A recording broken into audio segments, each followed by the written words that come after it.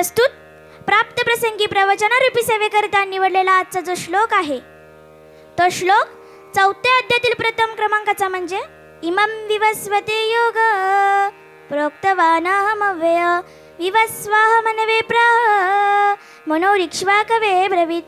म्हणजे भगवंत सांगतात, ह्या श्लोकाचा विस्तार मांडण्या अगोदर मी माझे 4 शब्द बोलू इच्छिता. ते म्हणजे इथे माझे उपस्थित गुरुवर्य समर्थ बालकनाथ महाराज, समर्थ सद्गुरू बालकनाथ महाराज, कृपा आशीर्वादाने चालू असलेला ओम साई वारकरी संप्रदाय मंडळ व ओम साई SRA सोसायटी यांच्या कृपा आशीर्वादाने चालू असलेला आपला ओम साई वारकरी संप्रदायामध्ये कार्तिकी स्थान काकडा आरती, ह्या काकडा आरतीतले सगळ्यांच्या कृपा आशीर्वादाने माझी आजची सेवा मला प्राप्त झाली. ही माझ्या आयुष्यातली पहिली सेवा आहे. ह्या सेवेसाठी ही माझी पायरी आहे. ह्या पायरीवरनं मला माझी पुढची इमारत दिसणार आहे. म्हणून मी सर्व इथे उपस्थित सर्वांचे मी आभार मानते व इथे ओम साई वारकरी संप्रदाय भजन मंडळ यांचेही आभार मानते. माझे गुरुवर्य समर्थ सद्गुरू बालकनाथ महाराज यांच्या चरणी मी नतमस्तक होते. माझे गुरुवर्य ज्ञानेश्वर महाराज जोगदांड यांच्या चरणी मी नतमस्तक होते. आई वडिलांच्या चरणी नतमस्तक होते. इथे उपस्थित सर्वांची मी नतमस्तक होते आणि माझ्या प्रवचनाला सुरुवात करते. मग ह्या श्लोकात भगवंत अर्जुनाला काय सांगतात? इमं विवस्वते योग प्रोक्तवानाहमव्यय विवस्वाहमनवे प्राह मनोरिक्ष्वाकवे ब्रवीत. म्हणजे हे अर्जुना, हे ज्ञान मी अगोदर सूर्याला सांगितले, सूर्याने मनूला सांगितले आणि मनूने इक्ष्वाकुला सांगितले. तिथून ही परंपरा थांबली. पण ती परंपरा का थांबली? अर्जुनाला शंका निर्मित होती की भगवंत सांगतात हे मी ज्ञान अगोदर सूर्याला सांगितले, पण मला हे बोलणं काही पटलेलं नाही. पण मला देवाला प्रश्न विचारायचा आहे.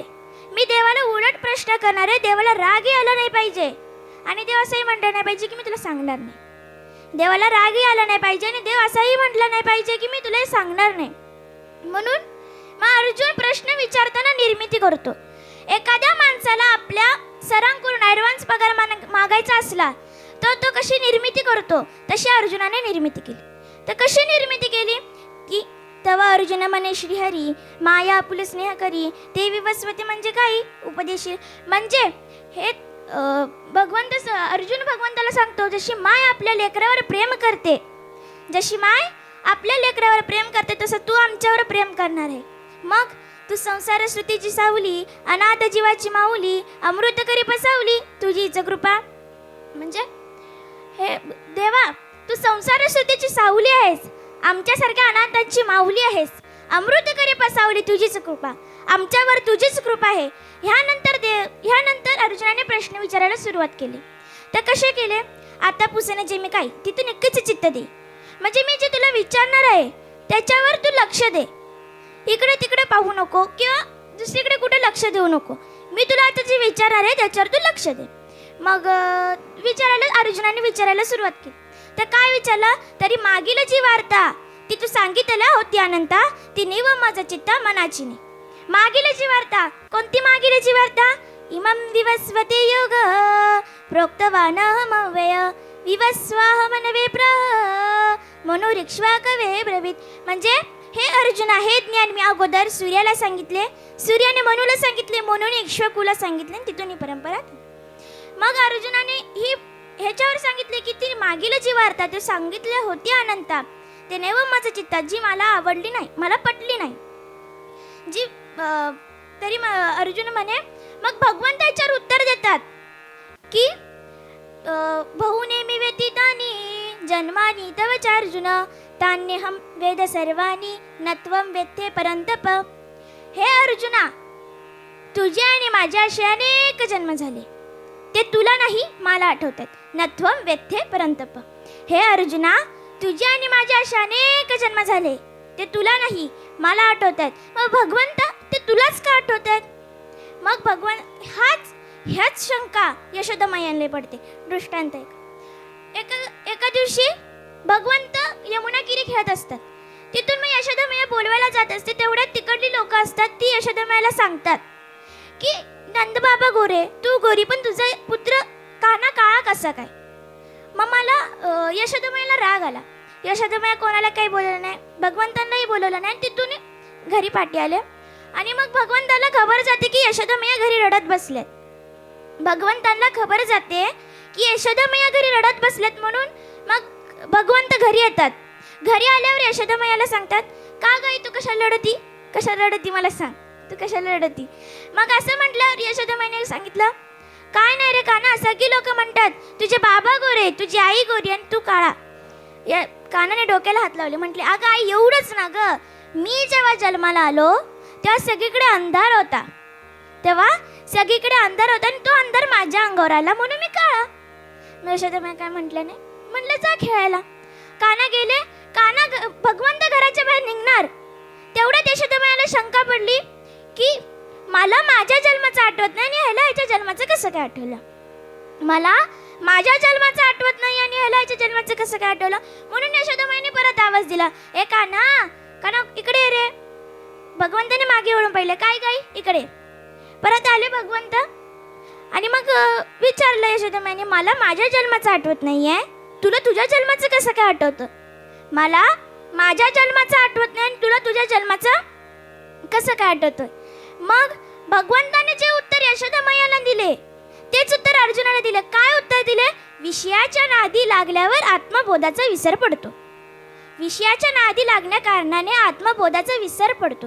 मग ह्याच्यावर माऊलींनी रचना केली, जे प्राणिया कामी भरू, देहाची वरी आदरू, म्हणून पडीला विसरू आत्मबोधाचा. जे प्राणिया कामी भरू, देहाची वरी आदरू, देहावरचं प्रेम वाढलं का देवावरचं प्रेम कमी होतं आणि देवावरचं प्रेम वाढलं का देहावरचं प्रेम. मग देहाची वरी आदरू, म्हणून पडीला विसरू आत्मबोधाचा. म्हणून आत्मबोधाचा विसर पडला आणि आत्मबोधाचा विसर पडल्या कारणाने आत्मज्ञानापेक्षा श्रेष्ठ ज्ञान कोणतेही नाही. भगवंताने 5000 वर्षापूर्वी सांगितले, आत्मज्ञानापेक्षा श्रेष्ठ ज्ञान कोणतेही नाही. मग आपल्याला आत्मज्ञान पुन्हा आणण्यासाठी काय करावे लागेल, भक्ती करावी लागेल. कोणासारखी करावी लागेल, अर्जुनासारखी करावी लागेल. अर्जुनाने कशी भक्ती केली सांग. त्यावेळेस संजय रायते म्हणे, अर्जुनादिष्टला दैव गुणे, जे अतिप्रिती श्रीनारायणे बोलत होते. त्यावेळेस संजय राजाला म्हणाला की अर्जुन अधिष्ठीला दैव गुणे. अर्जुन स्वभावाला दैव गुणेच आहे. अर्जुन अधिष्ठीला दैव गुणे, जे अतिप्रिती श्रीनारायणे बोलत होते, जे देवाला जास्तीत जास्त आवडतं.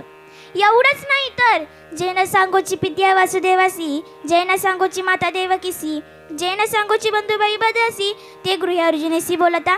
म्हणजे जे ज्ञान पित्या वासुदेवासी आपल्या वडिलांनाही नाही सांगितले, जे ज्ञान माता देवकीसी नाही सांगितले, जे ज्ञान आपल्या बंधुबाई बदासी नाही सांगितले, तेच ज्ञान भगवंताने अर्जुनाला सांगितले.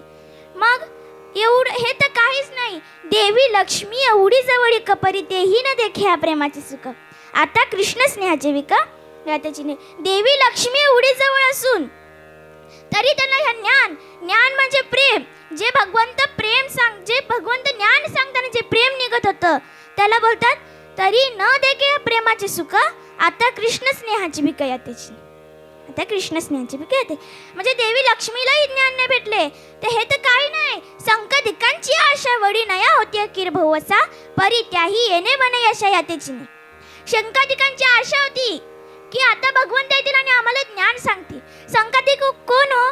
संकादिकांना असं वर प्राप्त आहे, संकादिकांना असा वर प्राप्त आहे की जे देवाला बोलवतील, देवाला जेव्हा बोलवतील तेव्हा देव येणार असं वर आहे. म्हणून त्यांची आशा होती की हे ज्ञान भगवंत आम्हाला सांगणार. संकादिकांची आशा वडिनया होत्या किरभुवसा, परी त्याही येणे म्हणा यशा या तेजीने, पण त्यांनाही हे यश भेटलेलं नाही. मग ह्या जगदीश्वराचे प्रेम आहे ते न दिसत असे निरुपम, कैसा पार त्याने सर्वोत्तम पुण्य केले. ह्या अर्जुनाचे भाग्य केवढे बघा, पुण्य केवढे बघा की हे ज्ञान देवाने कोणाला नाही तर अर्जुनाला सांगितले. आणि आपल्याला जर का अर्जुनासारखा पुण्यवंत व्हायला लागेल तर काय करावे लागेल, भक्ती करावी लागेल. भक्ती करताना कोणाची संगत घ्यावी लागेल, संतांची संगत घ्यावी लागेल, संतांची संगत घ्यावी लागेल. संतांची संगत सोडा, आई वडिलांची सेवा केली तरी देवापुरतं पुण्य आपल्याला देवाचे प्राप्त होण्यापुरतं आपल्याला पुण्य भेटेल. म्हणून आई वडिलांची किंवा संतांची सेवा करा. आई वडीलचे एक दृष्टांत आहे. त्या दृष्टांतात एका बाईला 2 पोरं असतात, एक इंजिनियर असतो आणि एक परमात्मातला असतो. मग ती बोलते आज आपण आपल्या पोरांतला परीक्षा घेऊन बघू. म्हणून ते एका पोराला आधी इंजिनियरवाल्याला आधी आतमध्ये बोलते आधी बाथरूम मधला नळ खराब झालाय तो रिपेअर करून घे. मग ते बोलतो काय गाई, मी एवढा मोठा इंजिनियर आणि तुम्हाला एवढं सांगते काय गाई. परत तू नळ रिपेअर करतो, आईचा शब्द मानावा म्हणून नळ रिपेअर करतो आणि रिपेअर करून आल्यावर बोलतो सांग आई आता काय सांगायचं. ती बोलते काय नाही जा. एवढ्यासाठी आई बोलवलं तुम्हाला. बोलते गेल्यावर परत ते परमात्म्यातल्या पोराला बोलवते, विचारते तुझा अभ्यास कसा चालू आहे. त्या पोराला विचारते तुझा अभ्यास कसा चालू आहे. असं विचारलं ते पोरगा म्हणतो काय नाही माझा अभ्यास चांगला चालू आहे, माझा अभ्यास बरा चालू आहे पण संस्कृत वाचता येत नाही. मग ती आई होती, ती आई म्हटली तू काय करत जाऊ नको, गणेशजीच्या मंदिरात जाऊन बसत जा किंवा महादेवाच्या मंदिरात जाऊन बसत जा. तर म्हटलं का गाई तू जात बसत जा. मग तो म्हटलं आईचा शब्द राखव म्हणून बसावं. मग तो बसत गेला आणि ती इंजिनियरवाल्याच्या 4-5 दिवसांनी इंटरव्ह्यू होती. मग इंटरव्ह्यूमध्ये HR असे बसलेले होते. त्यांनी नळाचा आवाज ऐकला, तिकडे बाथरूममध्ये नळ खराब झाला होता, त्याने नळाचा आवाज ऐकला. बऱ्यापैकी लोक म्हणजे ती परीक्षा जी असते ती फेल झाली. बऱ्यापैकी लोक ती परीक्षा फेल झाले. का फेल झाले तर त्यांनी तो जो मुलगा होता तो आधी उठून नळ रिपेअर केला आणि मग घेऊन बसला. ते HR बोलत होते बसा करून, पण तो बसला नाही. त्याने नळ रिपेअर केला आणि नळ रिपेअर करून आल्यावर बसला. त्याने 4 प्रश्न विचारले. त्यांनी 4 प्रश्न विचारल्यावर सोडून दिला. तो म्हटला की मी पास कसा काय झालो बाकीचे पास का नाही झाले, मी पास कसा काय झालो बाकीचे पास का नाही झाले. मग त्यांनी सांगितलं की तू बाकीच्याने बाथरूमही उघडून पाहिले पण कुणी नळ रिपेअर केला नाही, तू रिपेअर केल्या कारणाने तुझी परीक्षा पास झाली. मग तो म्हणतो ह्याला म्हणतात आईची माया. मग तो परमात्म्यातला पोरगा महादेवाच्या मंदिरात बसत जायचा आणि बसल्यावर तिकडं संतांची दिंडी जात होती. त्याने महादेवाच्या मंदिराला प्रदक्षिणा घातली आणि आतमध्ये तिकडे बसले आणि तो एका साईडला आपले ते ग्रंथ घेऊन बसलेला आणि संस्कृत वाचायचा प्रयत्न करत होता.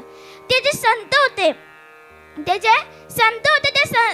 त्यातले एक संत उठून आला, म्हणतो काय रे तुला संस्कृत वाचता येत नाही का रे. मग तो बोलतो नाही महाराज मला संस्कृत वाचता येत नाही.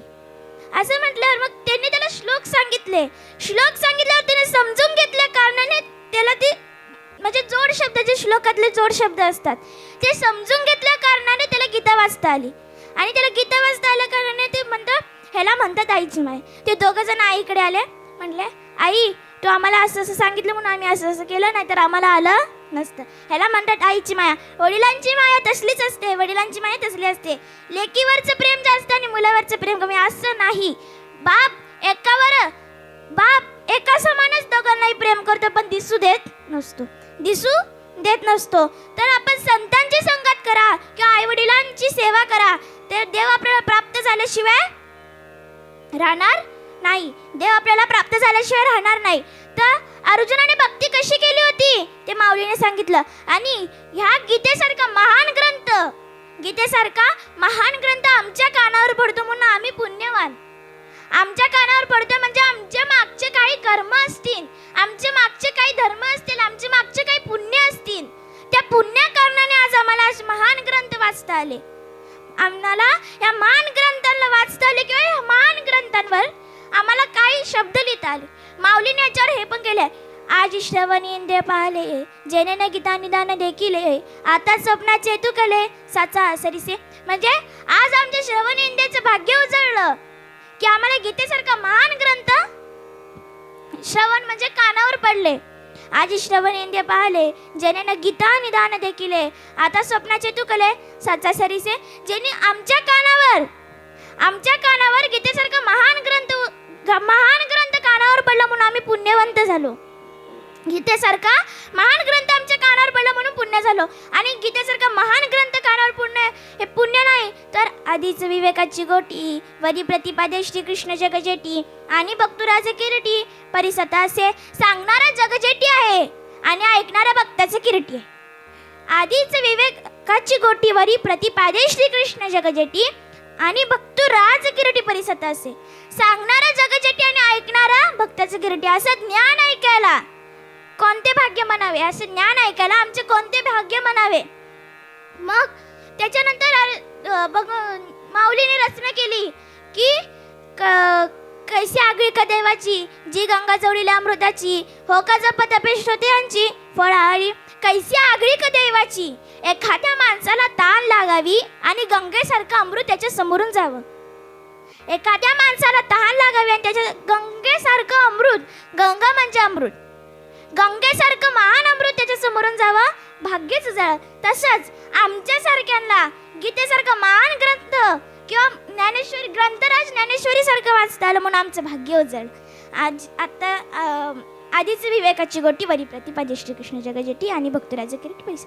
म्हणजे हे ज्ञान ऐकण्यासाठी व हे ज्ञान समजून घेण्यासाठी कोणाची संगत करावी लागते? संतांची संगत करावी लागते. संतांची संगत नाही तर आई वडिलांची सेवा केली तरी तेवढ्याच प्रमाणे, आई वडिलांची सेवा केली तरी तेवढ्याच प्रमाणे. संतांची संगत केल्यावर आपल्याला काय प्राप्त होत नाही एवढं सांगा. वारी करताना सगळ्यांचे पाय दुखतात, वारी करून झाल्यावर पाय दुखतात, वारी करून झाल्यावर पाय दुखतात. तसं कमळाच्या ह्याचं गुलाबाच्या फुलाचं आहे. काटा टुसताना काय वाटत नाही, काटा टुसल्यानंतर काहीतरी वाटतं. काटा टुसताना काय वाटत नाही, काटा टुसल्यानंतर काहीतरी वाटतं. तसंच वारी करताना देवाजवळ जाताना काही वाटत नाही, देवावरनं आल्यावर काहीतरी वाटतं, देवापासून आल्यावर काहीतरी वाटतं. का वाटतं? संतांची संगत तुटते. ते वारीतला जो प्रसंग असतो त्यात साक्षात देवच प्रगटल्या समान. वारीतला जो संगत असतो त्यात साक्षात देव असा प्रगटला म्हणजे माना. का?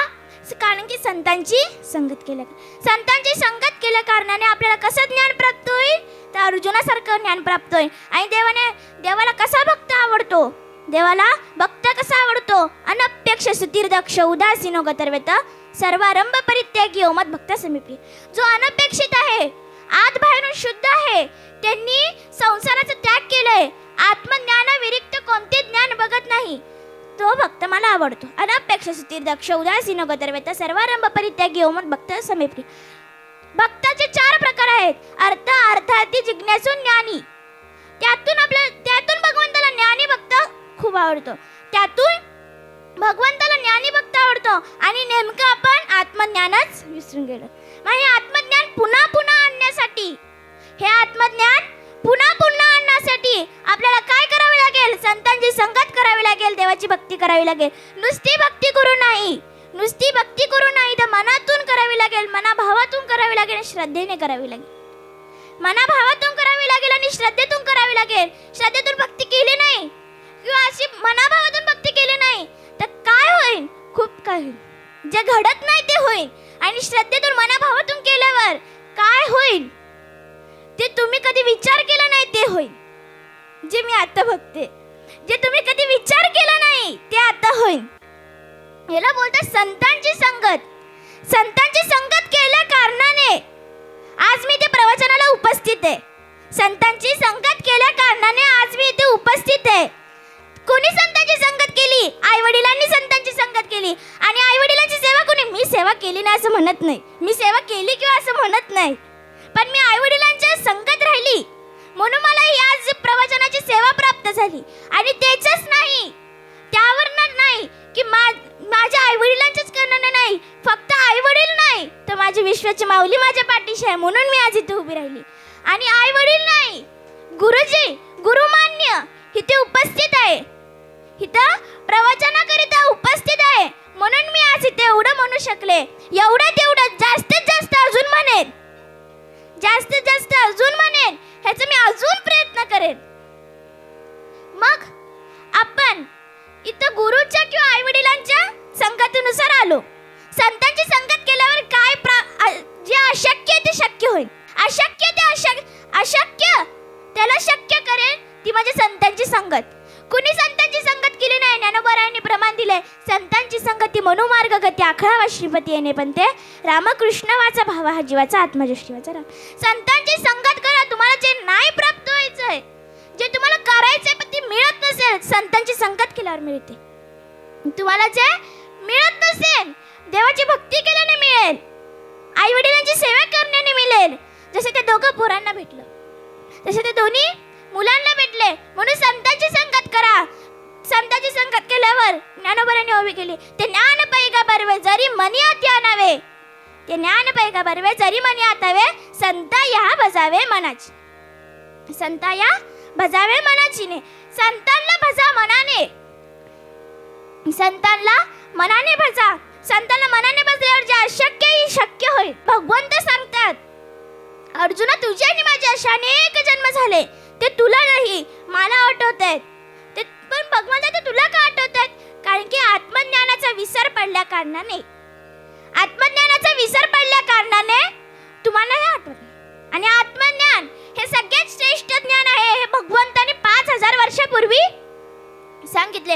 आत्मज्ञानापेक्षा श्रेष्ठ ज्ञान कोणतेही नाही. आत्मज्ञानापेक्षा श्रेष्ठ ज्ञान कोणतेही ज्ञान नाही असं भगवंताने 5000 वर्षापूर्वी सांगितले. म्हणजे काय ही भगवंताची माया. मग आपल्याला ह्या आत्मज्ञानाचा विसर पडल्या कारणाने आपण भगवंताची संगत करू शकत.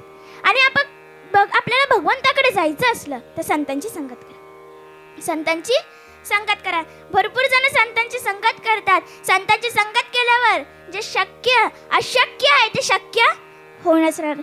तर ते एवढं संतांचंच नाही, तुम्ही देवाला मनाभावातून पूजा. मग देवाला कसं पूजा? अर्जुनाने जसे पूजले तसे. अर्जुनाने जसे पूजले तसे पूजा.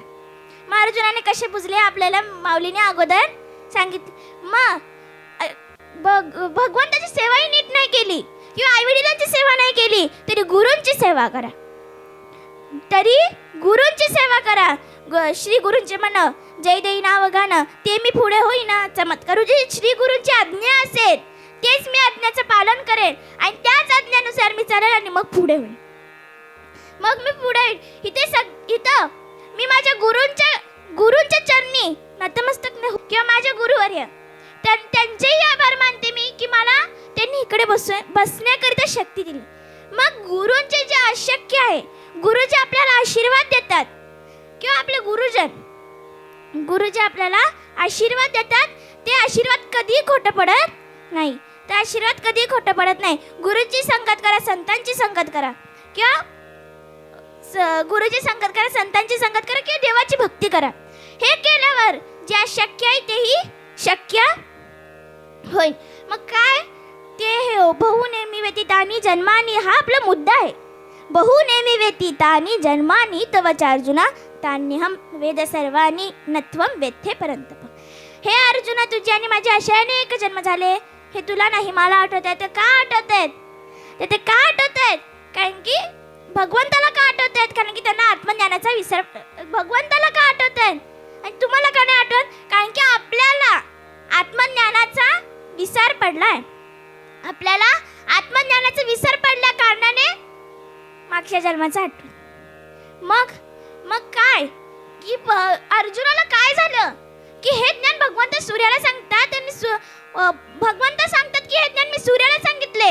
आणि सूर्य कधी जन्मला हे देवालाही ठाऊक नाही. मग देवाची भक्ती करा, संतांची संगत करा. जे अशक्य आहे ते शक्य होईल. मी सारखं सांगते कारण की जे मी अनुभवलंय ते तुम्हालाही, जे मी अनुभव केलंय ते तुमच्या सारख्यांनी पण अनुभव केलाच असेल. जे मी अनुभव केले ते तुमच्या सारख्यांनी अनुभव केलेच असेल. म्हणून मी सारखं सांगेन संतांची संगत करा आणि देवाला प्राप्त. मग कशा संतांची संगत करावी किंवा कशा संतांची संगत करावी? आमचे गुरुवर्य समर्थ सद्गुरू बालकनाथ महाराजांसारख्या संतांची संगत करावी व संतांची संगत करावी. मग त्यानंतर देवाला जर का प्राप्त करायचं असलं तर मनातून करा. कुणी मनातून केले? अर्जुनाने केले. कसे केले? तर त्यावेळी संजय रायते म्हणे अर्जुना अधिष्ठीला दैव गुणे जे अतिप्रितिष्ठी नारायणे बोलत होते. अर्जुन अधिष्ठीला दैव गुणेला आहे. अर्जुन अधिष्ठीला दैव गुणेला आहे. मग ते देवाला आवडतं. ज्याला मला कसं प्रसन्न करायचं हे माहिती आहे. अर्जुन अधिष्ठीला दैव गुणे जे अतिप्रितिष्ठी नारायणे बोलत. मग त्या अर्जुन अधिष्ठीला दैव गुणेला होता म्हणून भगवंताने हे ज्ञान अर्जुनाला सांगितले. किंवा अर्जुनात आपल्यात जे नाही त्यातून ते तिप्पट जे अर्जुनाला होते त्यातून तिप्पट जे अर्जुनाला होत्या. मग अर्जुनाने काय केले? भगवंताला आपलंसं केलं, भगवंताला आपल्या हृदयाशी लावलं. कौरवांनी नारायणी सेवा घेतली आणि अर्जुनाने भगवंताला घेतलं. कौरवांनी नारायण सेवा घेतली आणि अर्जुनाने भगवंतांना घेतले. का? भगवंताला आपलंसं केल्यावर जग आपल्याकडे येतं. भगवंताला आपण आपल्यासं केल्यानंतर जग आपल्याला आपलंसं. जगाची काळजी करू नका, कोणीही कसं असो, पण आपण आपल्या देवाला मानलं पाहिजे. कोणी किती म्हणतं ते विज्ञानाला असं वाटतं की भगवंत नाहीच. विज्ञानाला असं वाटतं की भगवंत नाहीच. बट विज्ञानालाही बुद्धी देणारा आमचा भगवंत आहे. विज्ञानालाही बुद्धी देणारा आमचा भगवंत आहे. जे विज्ञान आत्ता शोध काढतायत, जो विज्ञान आत्ता शोध काढतोय, ते आमच्या देवाने 800-5000 वर्षापूर्वी लिहून ठेवलेले आहेत. जे विज्ञान आत्ता शोध काढतोय ते ज्ञान आमच्या देवाने 800-5000 वर्षापूर्वी लिहून काढलेले आहेत. मग ह्याला बोलतात भगवंत. संतांची संगत करा, दुसरं काही नाही. संतांची संगत करा. माझा मुद्दा हा आहे, संतांची संगत करा. संतांची संगत करा आणि आपल्यालाही आत्मज्ञानाचं ज्ञान भेटावं म्हणून संतांची संगत करा. संतांची संगत करा. आपल्या गुरुवरांची सेवा करा. आपल्या गुरुवरांची सेवा करा. आणि कशी करा तर मी सांगते. मग माझ्याकडे दृष्टांत, छोटासा दृष्टांत सांगते. संतांचे म्हणजे संत जात होते तिकडून आणि एका संताला ताण लागते. आणि ते कुंभाराच्या वळीकडून जात असतात.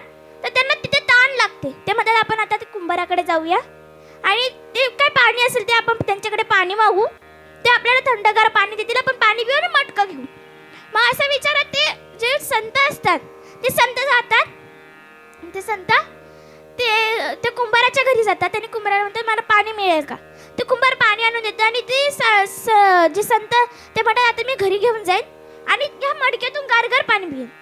मग ते त्या कुंभाराला बोलतात की मला मडकं द्या.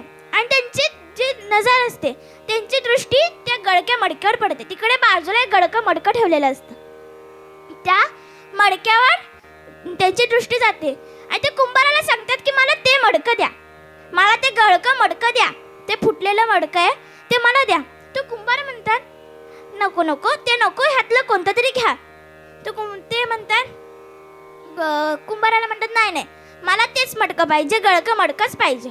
ते कुंभार म्हणतात अहो बाबा नको नुकसान करून घ्या, हेच मडकं घ्या, ह्यातलंच मडकं घ्या कोणतं तरी, पण मी ते तुम्हाला देणार नाही.